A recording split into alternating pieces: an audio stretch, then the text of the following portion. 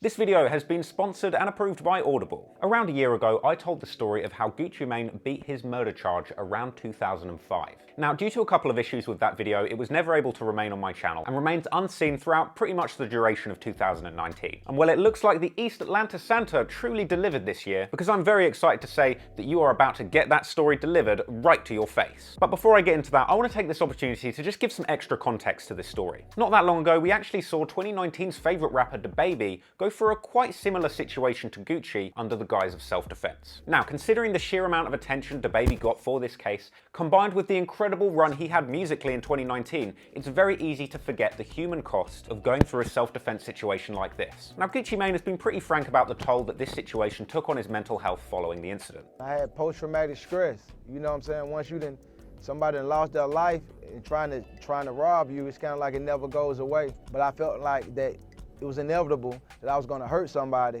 and I was going to end up going to prison or something like that. I think it's important to take your focus beyond how interesting this story truly is and make sure that you consider the facts in context of Gucci's inspiring story and recovery. And having recently over Christmas returned to the audiobook for the autobiography of Gucci Mane, it truly drives home what an inspiring story that he has gone through. So keep that in mind, and thanks for watching. Atlanta, 2005, May the 10th. It's 9 years after the Summer Olympics came to Atlanta and brought a flood of dope and money with it. It's only 5 months before BMF, the Black Mafia family, would be indicted over a massive drug ring that allegedly brought in $270 million during its reign. And it was also the first year that an IKEA location had opened up in Atlanta, so you know that there's some rage in the air. It's also 1 month after the release of the massive single Icy by Gucci Mane and young Jeezy, and causing a massive beef between the two rappers. Gucci Mane, gearing up for the release of his debut album Trap House at the end of the month, goes to a house with a stripper that he met that day. It's been disputed how many people were involved in this, but while Gucci was at that apartment, either 3, 4, or 5 men rushed in. Now, I'm not sure I've actually ever heard a single story of a rapper taking home a stripper and it not being a setup.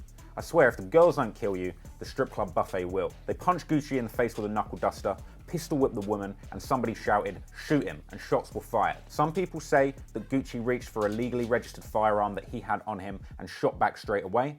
Other people say that a scuffle went down and Gucci grabbed one of the guy's guns and shot him with his own pistol. All of the attackers ran out of the apartment and one of them was heard shouting, "Are you hit?" 3 days later, a body is found at the woods across the road just next to Columbia Middle School.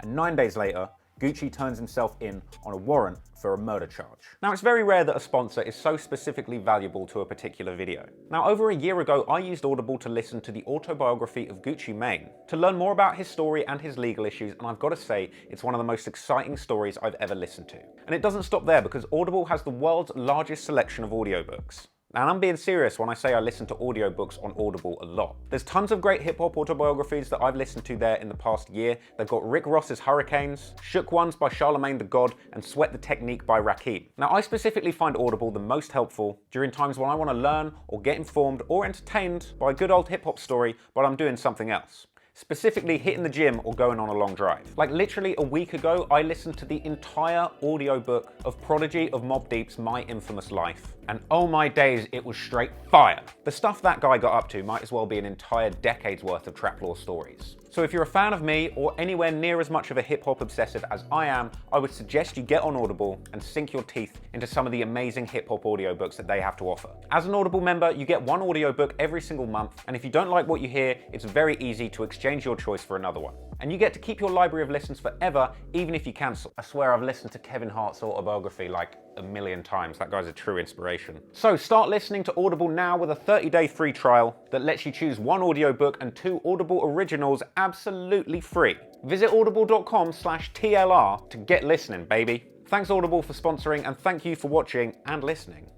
Back to the video. Gucci's official stance was that the killing was in self-defense. The reason why they were there has a lot to do with a $10,000 bounty that was put on Gucci Mane's So Icy chain by young Jeezy. After this all went down, Jeezy denied any connection to the robbery, despite the fact that the body that turned up was of a man that was a rapper signed to Young Jeezy's record label. After all this went down, Jeezy was asked a lot of questions about this, and it was really interesting the way he spun it. He thought that Gucci Mane was just trying to turn a bad situation into some good PR, which I thought was a pretty bold thing to say. The initial marketing plan for the iPhone was just going to be Steve Jobs killing Bill Gates in a drive-by. Why did Young Jeezy put a bounty on Gucci Mane's chain? So these two Atlanta legends had just linked up on the legendary song Icy, and a massive dispute kicked off about whose album this song was going to be on. Jeezy was the more established artist in Atlanta at this time, but he hadn't had one big hit. Gucci wasn't as established in the Atlanta music scene at this point. He wanted to put that song on his own album so that he could blow up, and Gucci did have the initial idea for the song, but Jeezy wanted to have that song for his album in a couple of months' time. So Gucci basically turned around and said, "Fuck y'all, I'm putting it on Trap House at the end of the month." I don't fuck with a nigga, your pussy. So it was at this point that Jeezy, feeling a little bit butthurt from this whole situation, decided to release the legendary diss song Stay Strapped, which included a whole bunch of pretty nasty shit about Gucci, as well as one particular line at the end of the song where he puts the $10,000 bounty on Gucci's chain. And I want that motherfucking bullshit ass icy chain. I got a bounty on that shit, nigga, 10 stacks. There's no solid evidence that Young Jeezy is the one that directly commissioned the hit, but the facts are the man that ended up dead on that day was Henry Lee Clark III, aka Pookie Loc. Pookie Loc was a known rapper in the Crip music group Lokish Lifestyle, who was signed to Young Jeezy's CTE record label at the time. By the way, Young Jeezy's CTE record label stands for Corporate Thugs Entertainment. It doesn't stand for the same CTE head injury that caused O.J. Simpson to kill his wife or Will Smith to start speaking with an African accent. I found a disease that no one has ever seen.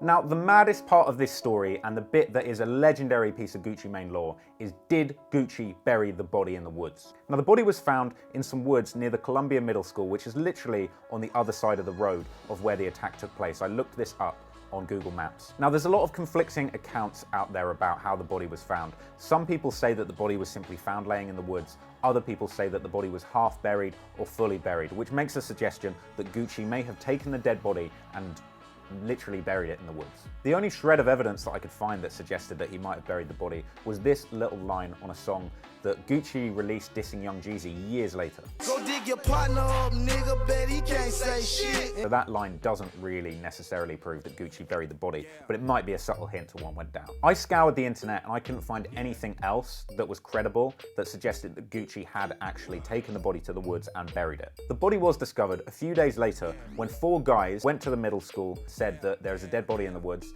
and it's their friend who went missing a few days ago. What are the possible explanations for the burial narrative? Well, some reports suggest that after the shooting took place, all of the guys ran outside. Pookie, that had been hit, ran off into the woods, while all of his guys jumped into a truck and sped off. Now, the official line that was given was that at this point, Gucci ran outside, jumped in his truck, and sped off the other way. The other option is that actually it might be the case that Gucci shot this guy in the apartment and he was dead in the building, and that Gucci actually took the body into the woods, tried to bury it, and then left the scene. This is definitely what attracts a lot of people to the story, because it's this idea of Gucci Mane as a cold-blooded killer that not only would do a killing in self-defense, but he would actually take the body into the woods and bury it on some gangster shit. But then again, if Gucci really is this much of a savage, it does make a lot of sense that his lawyer would dispute this fact, because the judge is not going to look kindly on you. I looked up the street where this happened. It's on some proper Donald Glover, Atlanta, Lost in the Woods type shit. I would be horrified if I was running around in these woods. If you're a student at Columbia Middle School and you look into the mirror and say Gucci Mane 3 times, he appears and snatches your chain. What really interested me, and what makes me think that he's even more of a savage, that regardless of whether he buried the body in the woods or whether he just let off a shot and ran away, but Gucci Mane appeared on Rap City doing a freestyle 9 days later. Got the Jacob on my wrist, diamonds different kind. Spent 50 stacks just to tell the time. Drop 2 stacks just to jump the line. A real true trap boy, I'm hard to find. 50 on my chain, got 20.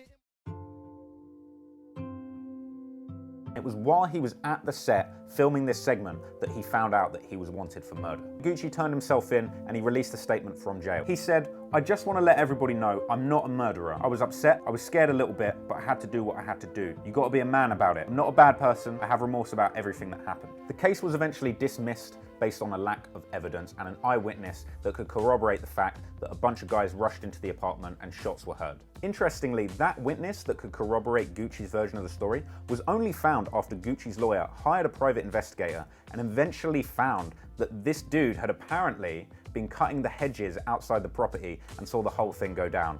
Very convenient. I like to do these videos, I like to crack jokes, but I felt a little bit bad covering this because it's a really sad story. He talked about feeling like he was suffering from post-traumatic stress disorder from all of the stuff that he saw in the hood and from going through the situation. It really makes you feel for the guy, you know, it can't be an easy situation to deal with. Enjoy your rap music responsibly because it's so easy to get caught up and forget that these are real people with real lives and beasts have consequences. Thank you for watching. I hope you enjoyed that video, and anybody that didn't check out my last video, make sure that you go and check that out. I did a video on when Jay-Z shot his brother when he was 12. I'm going to put a link down there somewhere for everybody to go and see. And if you like that, make sure that you hit like, make sure that you leave a comment, and make sure that you subscribe and hit that notification bell so I can keep bringing you these videos in future. Peace out, y'all.